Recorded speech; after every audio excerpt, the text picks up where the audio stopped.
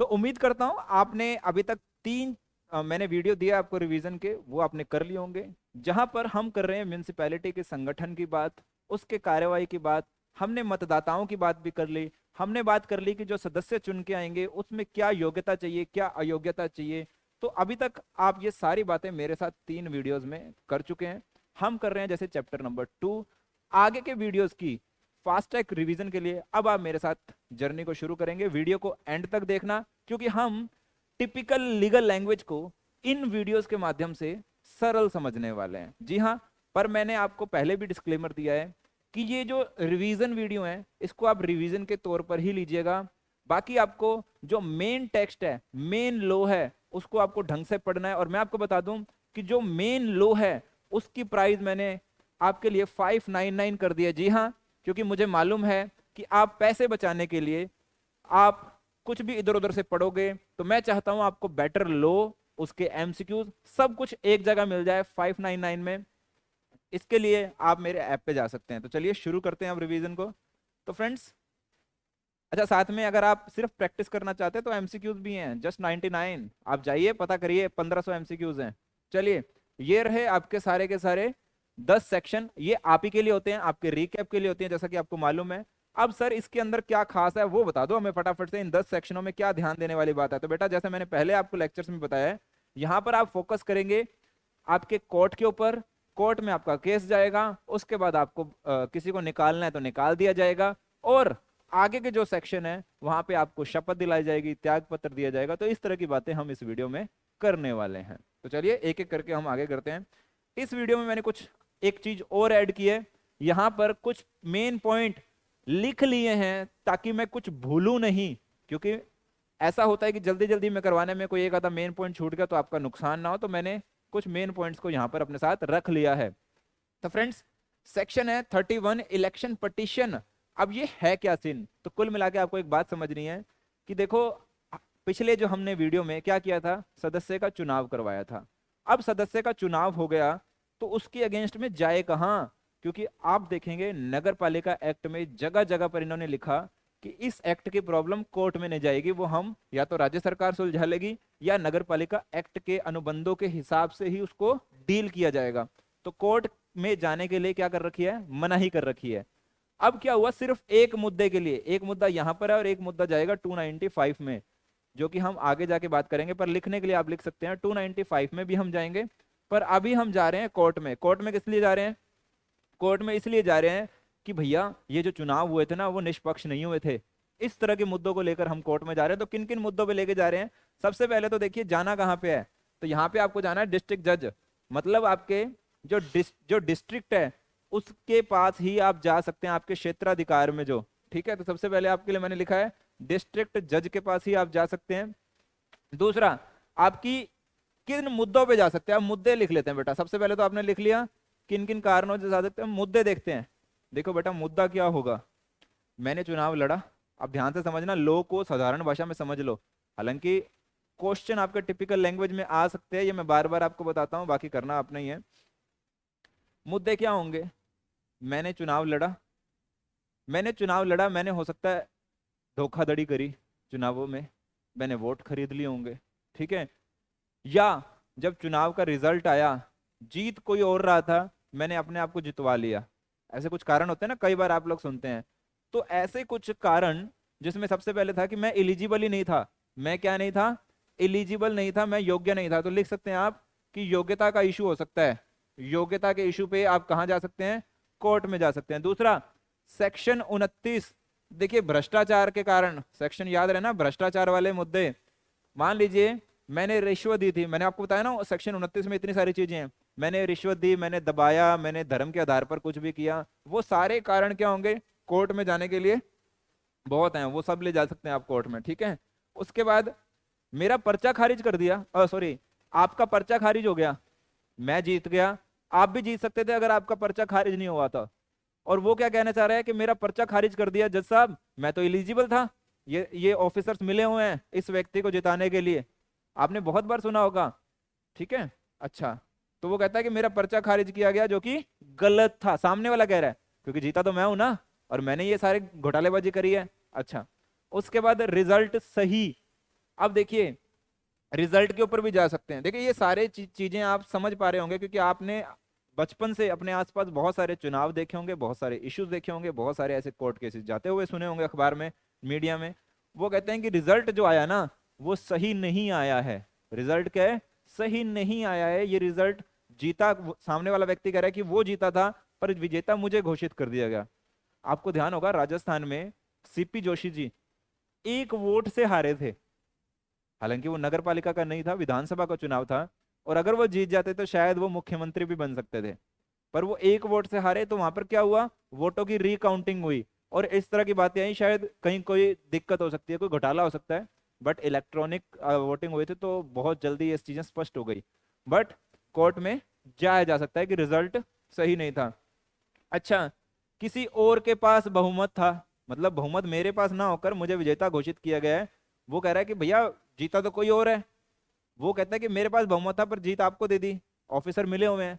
क्योंकि देखिए क्या होता है, प्रैक्टिकली थोड़ा सा मैं बता दूं, चुनाव आयोग जब भी चुनाव करवाता है तो वहां के लोकल ऑफिसर्स होते हैं बहुत सारे। कलेक्टर के पास पावर होती है मेनली, तो चुनाव को, जो चुनाव को मेनली डील करता है उस जगह पे, तो वो कलेक्टर कर रहा होता है वहां पर, आईएएस ऑफिसर्स कर रहे होते हैं। तो हो सकता है वो कहता है कि भैया मिली भगत है। ठीक है। अच्छा, तो इन सारे कारणों से आप क्या कर सकते हैं, कोर्ट में जा सकते हैं। क्लियर है? डिस्ट्रिक्ट जज ध्यान रखेंगे। अब फटाफट से आगे section number 32, appeal from order of district जज। डिस्ट्रिक्ट जज के, अब देखिए डिस्ट्रिक्ट जज के फैसले से भी आप सुरक्षित नहीं है। तो आपको कानून ने एक स्टेप और आगे अलाउ किया हाई कोर्ट जाने के लिए। कहां जाने के लिए? हाई कोर्ट जाने के लिए। अब मेरी बात को ध्यान से सुनिएगा, फटाफट से मैं बता देता हूं। आपको एक पावर मिलती है लॉ से, कानून से, जो आप पढ़ रहे होते हैं, और जहां पर हो सकता है कि कानून रोक दे। कहां रोक दे? कानून रोक दे कि आप कोर्ट नहीं जा सकते। हालांकि मैंने मेन क्लासेस में तो बार बार बताया आपको, अगर कानून कह दे कि कोर्ट में नहीं जा सकते, फिर भी आपके पास क्या है, पावर है संविधान के थ्रू, आर्टिकल्स के थ्रू। तो वहां पे क्या है कि आपका फंडामेंटल राइट है कोर्ट जाने का, तो आप क्या कर सकते हो, रिट पिटीशन या एसएलपी के थ्रू आप हाई कोर्ट और सुप्रीम कोर्ट जा सकते हो। कानून मना कर रहा हो फिर भी जा सकते हो, क्योंकि वहां आपका क्या है, मौलिक अधिकार है। ठीक है। अच्छा, तो यहाँ देखिए इसने तो फिर भी पावर दी आपको हाई कोर्ट जाने की, तो आप हाई कोर्ट जा सकते हो। तो क्या करता है ये, किन किन मुद्दों पे जा सकते हो आप, हाई कोर्ट जा सकते हो पहली बात तो आप। और आपको देखिए आदेश के 30 दिन के अंदर अंदर पहुंचना है वहां पे। आदेश के 30 दिन के अंदर अंदर आपको पहुंचना है, ये ध्यान रखना। आपको पीछे से ऑर्डर आया डिस्ट्रिक्ट जज से, उन्होंने आपको ऑर्डर दिया, आप 30 दिन के अंदर अंदर कहाँ जा सकते हो, आगे हाई कोर्ट में अप्लाई कर सकते हो। ठीक है, याद रहेगा ना? हाँ सर। हालांकि 30 दिन वाली लिमिट को, अगर कोई जरूरी काम था, मान लीजिए उस व्यक्ति के घर में किसी की डेथ हो गई और वो वहां पर उसको रहना पड़ा, तो कोर्ट अलाउ कर सकती है रीजनिंग के बाद। ठीक है। अच्छा, procedure where election of all candidate set aside. अब ध्यान देंगे बेटा, तीसरा सेक्शन नंबर कौन सा आ गया, सेक्शन नंबर आ गया 33। देखिए 31 कौन सा था, डिस्ट्रिक्ट जज। 32 कौन सा था, हाई कोर्ट। सेक्शन 33 में क्या बात हो रही है कि भैया प्रोसीजर, क्या कार्यवाही होगी जब जब कैंडिडेट्स का क्या हो गया, चुनाव ही खारिज कर दिया गया कि भैया इसमें तो बुरी धांधली हो रखी है। तो क्या कहते हैं, या तो सभी, या तो सभी, या फिर 2/3, 2/3, या तो सभी या 2/3। अगर क्या है सदस्य 2/3 से ज्यादा है, ध्यान रखना वर्ड ज्यादा है, इन चीजों को भूलने जाना, वहां कंफ्यूज हो जाएगा। 2/3, 2/3 से ज्यादा, 2/3 के बराबर या कम, तो इस तरह के ऑप्शन आएंगे तो कंफ्यूजन हो जाता है वहां पे। ठीक है, तो ये तो आपको याद करना जरूरी है ही है। तो वहां पर अगर सभी या 2/3 से ज्यादा लोग अगर अघोषित हो गए कि भैया ये तो चुनावी फर्जीवाड़ा था, तो पूरा चुनाव ही खत्म हो जाएगा। ठीक है। अच्छा, उसके बाद finality of order and decision, आदेशों की विनिश्चय की अनियमितता। देखिए बेटा यहाँ पे सेक्शन नंबर 34 क्या कहता है, बहुत साधारण सी बात कहता है कि हाई कोर्ट से आप कौन से, सेक्शन नंबर 32, और डिस्ट्रिक्ट जज, जिला न्यायालय जिसे आप बोलते हैं, उसका सेक्शन था 31। अब अगर 31 वाले ने ऑर्डर पास कर दिया और आप आगे नहीं गए तो इसका ऑर्डर फाइनल है। अगर 31 में ऑर्डर लिया आपने और आगे आप नहीं गए तो इसका ऑर्डर फाइनल है। और अगर आप 32 में गए तो इसने ऑर्डर दे दिया तो इसका ऑर्डर फाइनल है। ठीक है, तो ये आपको ध्यान रखना है।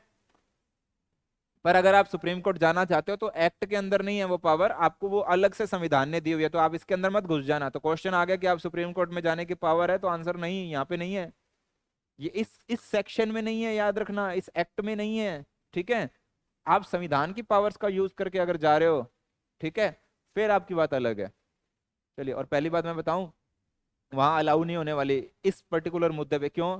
वो कहेंगे हाई कोर्ट ने सुन तो लिया, सुप्रीम कोर्ट कहेगा। जब हाई कोर्ट ने सुन ही लिया तो हाई कोर्ट के ऐसे नहीं होता कि हर चीज को वो ले लेता है, उसके पास बहुत काम है।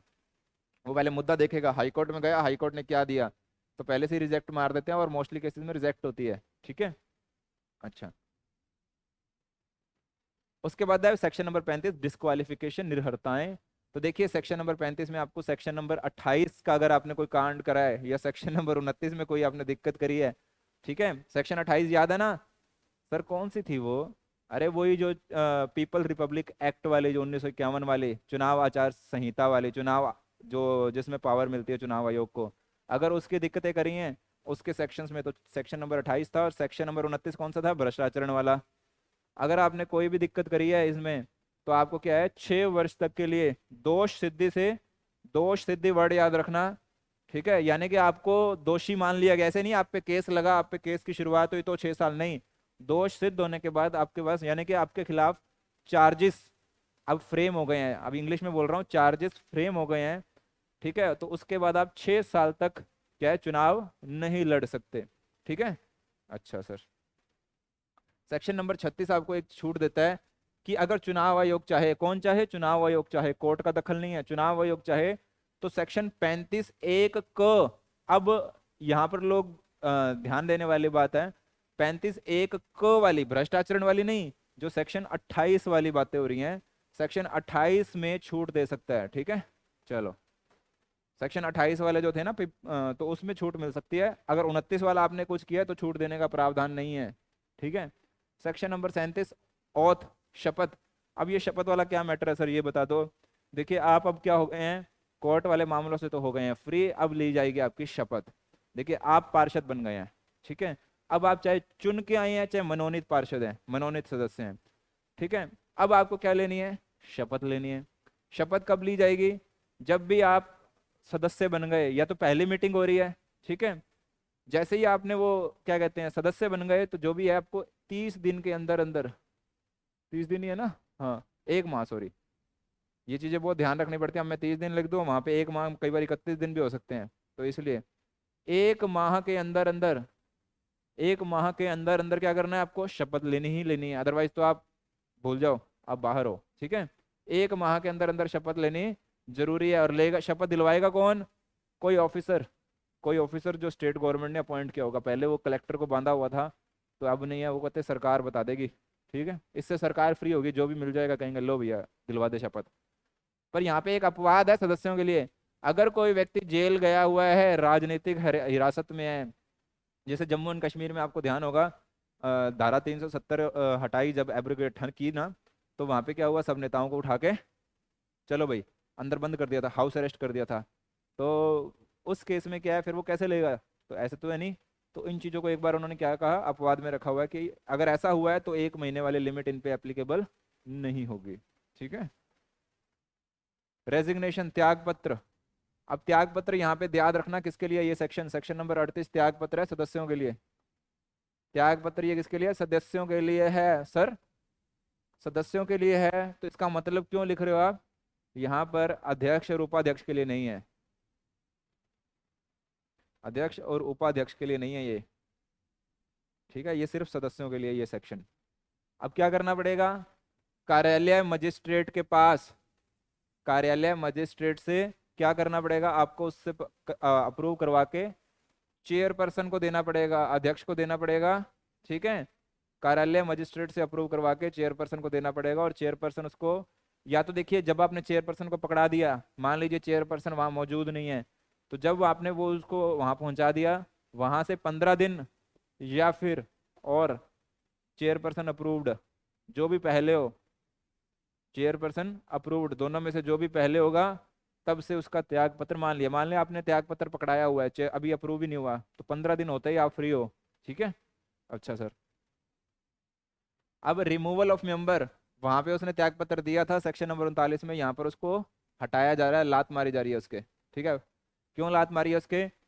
कई कारण है, देखो भैया, अगर वो अपना काम ढंग से नहीं करेगा, ईमानदारी से नहीं करेगा, और ढंग से का मतलब सब कुछ आ गया उसमें, मजे कर रहा है बंदा, ठीक है, तो भैया उसको लात पड़ सकती है कुल मिला के। या वो योग्य ही नहीं था, चुनाव लड़ लिया, बाद में पता चला, तो लात पड़ सकती है। समझ रहे हो ना आप? ऑर्डर आ गया बाद में कोर्ट का, सपोज कर लो, तब लात पड़ सकती है। तो चलिए पढ़ते हैं। सबसे पहले, अगर वो 3 बैठकों से गायब है लगातार, तो उसको भगाया जा सकता है। ठीक है। अच्छा, सेक्शन 37 की बात कर रहा है वो, सेक्शन 37 की बात कर रहा है। तो सेक्शन 37 में क्या था, अभी आपने पढ़ा था, 1 महीने के अंदर अंदर शपथ लेनी है। तो देखो, सबसे पहले तो बैठक से गायब, बैठक से गायब। फिर दूसरा, भाई साहब क्या कह रहे हैं आपका, सेक्शन मतलब उन्होंने शपथ वाली दिक्कत हो गई, शपथ अनुरूप नहीं। उसके बाद क्या है भैया, सेक्शन, अभी देखिए 14 पढ़ाया था मैंने आपको, 21 पढ़ाया था और 35 पढ़ाया था। सॉरी, 14, 24 और 21। 35 की तो बात ही नहीं, 35 में तो उड़ाया उसको, है ना, गायब किया है। तो यहाँ पे देखिए, 14, 24 और 21 की जब मैं बात कर रहा हूँ आपसे, तो 14 में क्या था आपको याद है, जब वो सूची बन रही थी, मतदाता सूची, मतदाता ही नहीं बन सकता। 21 में क्या था, सदस्य ही नहीं बन सकता था, याद है ना आपको? और 24 वाली भी बातें मैं आपको याद ही रही होंगी। तो अगर ये 3 कारण हैं, ठीक है, 3 अयोग्यताएं हैं, 3 आपने ये कार्यक्रम कर रखे हैं, तो भैया आप क्या हो गए, आप क्या हो गए, सदस्य बनने लायक हो गया? नहीं, आपको तो त्याग पत्र, सॉरी, हटाया ही जाएगा। उसके बाद कार्योपेक्षा, आपने क्या किया, ये डी पॉइंट याद रखना, ये मैंने स्पेसिफिकली, ये आगे भी यूज हुआ है, डी पॉइंट।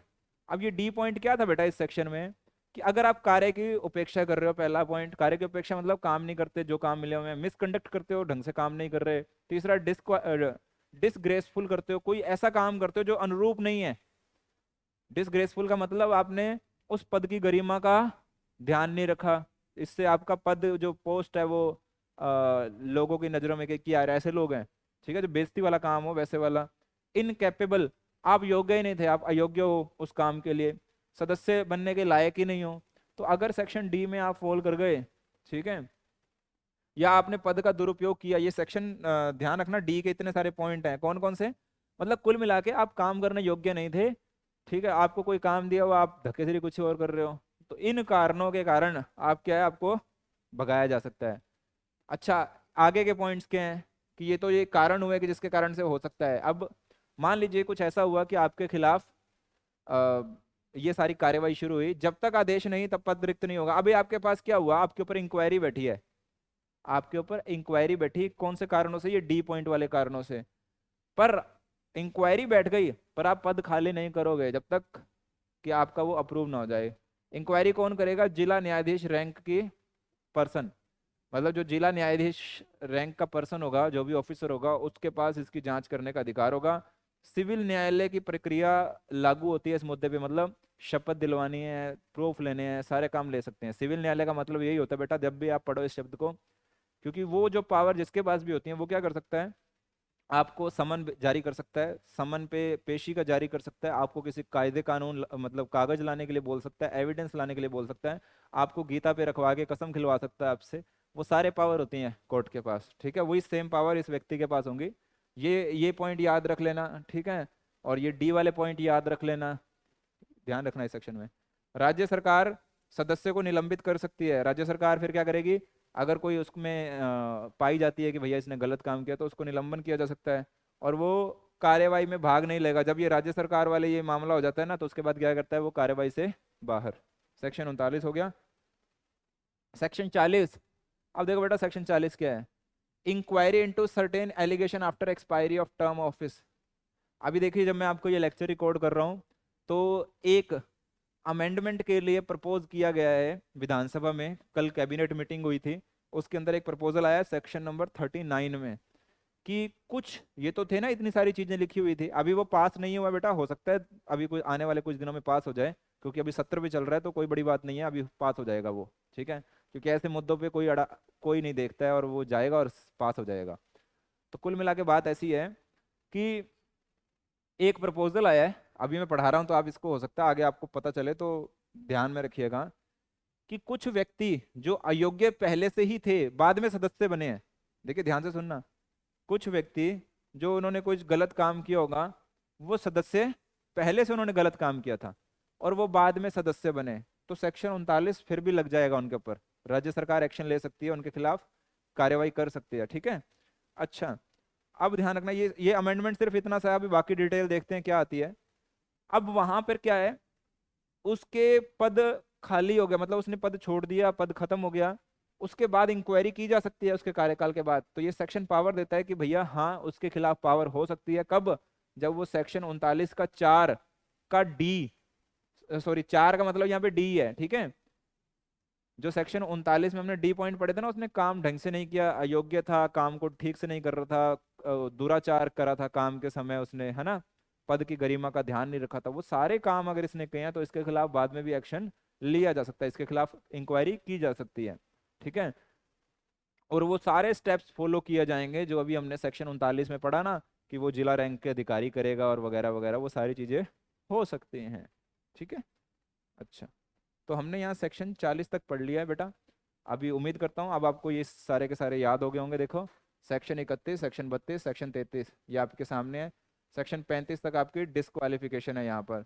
36 के बाद आप क्या है, आपको हटाया जाएगा। 37 में आपको शपथ दिलाई जाएगी। 38 में रेजिग्नेशन। 39 में रिमूव किया जा रहा है।